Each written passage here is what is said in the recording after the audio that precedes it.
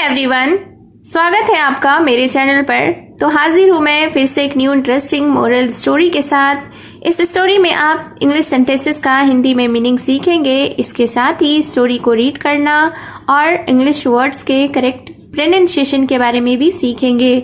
तो अगर आप इस चैनल पर न्यू हैं, मेरी वीडियो को पहली बार वॉच कर रहे हैं, तो मेरे चैनल को सब्सक्राइब ज़रूर करें और जो बेल का आइकन दिख रहा है उसे भी प्रेस कर दें ताकि मेरी आने वाली वीडियोस का नोटिफिकेशन आप तक पहुंच जाए। तो वीडियो के एंड तक बने रहिएगा। इस स्टोरी में बहुत सारे न्यू वर्ड्स आपको सीखने को मिलेंगे। तो चलिए स्टार्ट करते हैं आज का यह मोरल स्टोरी। आज की स्टोरी का टाइटल है the horse riding. Horse riding का अर्थ होता है घुड़सवारी, यानी घोड़े की सवारी। तो शीर्षक का अर्थ है घुड़सवारी। So let's begin the story. Once upon a time, there was a man named Jim. Once upon a time, यानी एक समय की बात है। There was a man, एक व्यक्ति था, named Jim, जिसका नाम जिम था। One day, यानी एक दिन, he went to the library. Went यानी कि गया, library यानी पुस्तकालय। तो एक दिन he went to the library, वह पुस्तकालय गया। There he chose a book entitled How to Ride a Horse. फिर क्या हुआ कि वहाँ there यानी कि वहाँ he chose a book, उसने एक किताब चुनी। choose यानी कि चुनना, तो उसने एक किताब चुनी entitled How to Ride a Horse, जिसका शीर्षक था कि घोड़े की सवारी कैसे करें या घोड़े पर कैसे सवार हों। He started reading the book.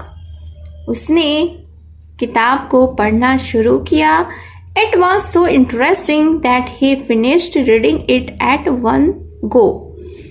Interesting यानी कि रोचक, finished यानी समाप्त किया, one go यानी एक ही बार में।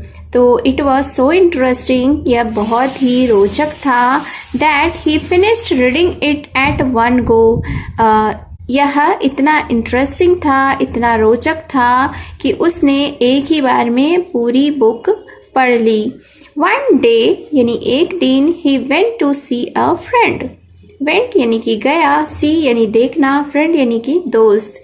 तो एक दिन वह अपने दोस्त को देखने गया। Now this friend owned a horse.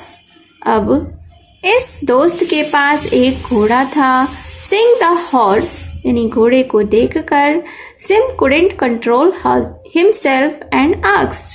Gym खुद को कंट्रोल या संयमित नहीं कर सका और उसने पूछा, Can I ride your horse? क्या पूछा? क्या मैं तुम्हारे घोड़े की सवारी कर सकता हूँ?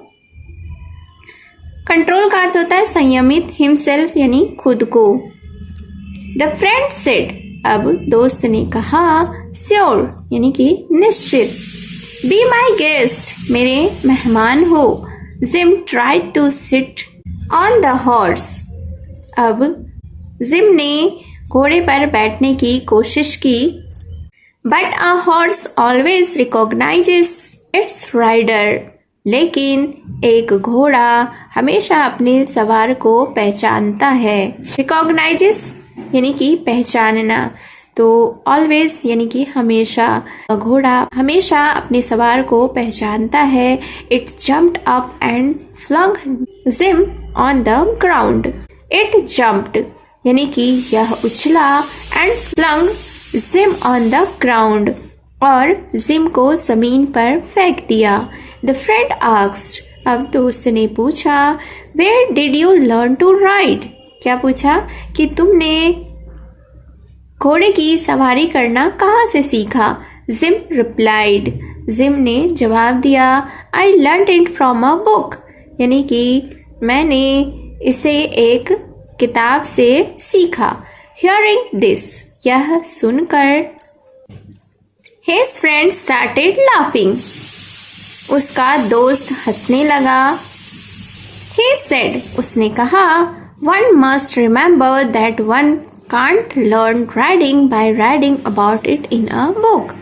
उसके दोस्त ने क्या कहा कि वन मस्ट रिमेंबर दैट, यह याद रखना ज़रूरी है कि one can't learn riding by riding about it in a book, कि कोई भी इसे सिर्फ बुक में या किताब में पढ़कर घोड़े की सवारी करना नहीं सीख सकता। You need practical experience if you wish to ride. Practical यानी कि व्यावहारिक, एक्सपीरियंस यानी कि अनुभव। तो नीड का अर्थ होता है ज़रूरी, तो यू नीड प्रैक्टिकल एक्सपीरियंस यानी कि तुम्हें व्यावहारिक अनुभव होना ज़रूरी है। If you wish to ride, अगर तुम घोड़े की सवारी करना चाहते हो। Moral of the story is practice is important, यानी कि अभ्यास करना महत्वपूर्ण है। So it was the story. I hope you have enjoyed the story. Comment box में ज़रूर बताएं कि आपको यह स्टोरी कैसी लगी, आपने इस स्टोरी में कौन कौन से न्यू वर्ड्स सीखे। अगर आपने अभी तक मेरे चैनल को सब्सक्राइब नहीं किया है तो चैनल को सब्सक्राइब ज़रूर करें और बेल का आइकन भी प्रेस कर दें। तो मिलती हूँ मैं फिर से एक न्यू इंटरेस्टिंग स्टोरी के साथ। Till then take care and bye bye.